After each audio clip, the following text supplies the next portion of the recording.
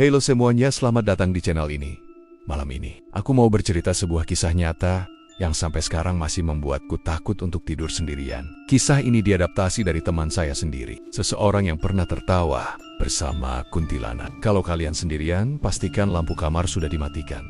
Dan dengarkan baik-baik, karena mungkin kalian juga akan mendengar suara tawa itu. Namanya Rio. Kami satu kos waktu kuliah di Jogja. Rio anak rantau dari Jawa Timur. Orangnya supel, gampang akrab, gampang bikin orang ketawa. Tapi Rio punya satu kebiasaan aneh. Dia suka begadang sendirian di teras kos. Kalau ditanya, dia selalu jawab sambil ketawa. Biar ditemenin teman baru. Aku kira dia cuma bercanda, tapi ternyata aku salah besar.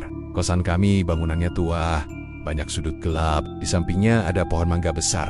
Konon katanya udah puluhan tahun gak pernah ditebang. Di belakangnya kebun kosong, jarang ada orang berani lewat malam-malam. Kalau hujan, air menggenang, suara jangkrik bersahut-sahutan. Kadang ada suara kayak orang jalan di atap seng. Tapi anak kos udah biasa, pura-pura gak dengar, pura-pura gak lihat. Suatu malam, aku pulang jam 2 pagi. Lagi selesai ngerjain tugas akhir, aku baru balik dari warnet. Di teras kos, lampu kuning redup. Aku lihat Rio duduk di kursi plastik, badannya menghadap ke pohon mangga. Aku manggil pelan. Yo, ngapain yo? Dia nengok, senyumnya aneh. Matanya merah, entah karena capek atau apa. Tiba-tiba dia ketawa, pelan, lalu makin keras.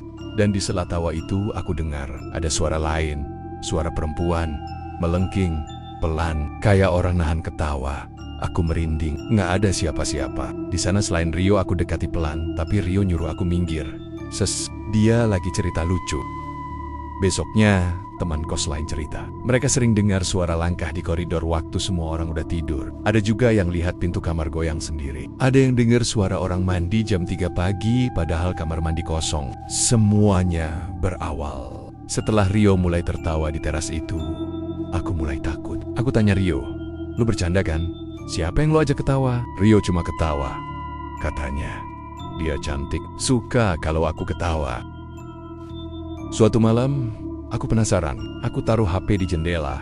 Aku rekam suara di luar. Aku tidur sambil deg-degan. Besok paginya, aku putar rekaman itu. Di menit ke-15, ada suara Rio ketawa pelan. Lalu, ada suara lain.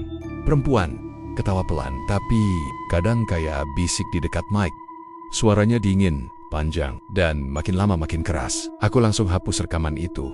Takut.